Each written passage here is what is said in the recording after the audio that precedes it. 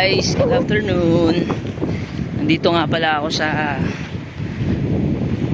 Mindoro, Occidental Mindoro, particular dito sa Barangay Bungabon.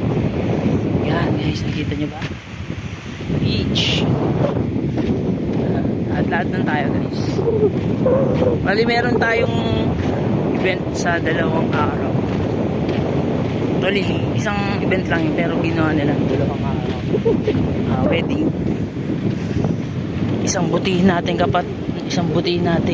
kasama.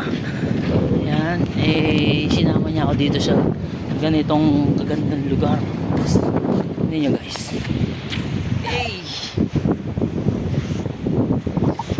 Pasensya na sa mata ko kasi wala pa ako gaano halos tulog.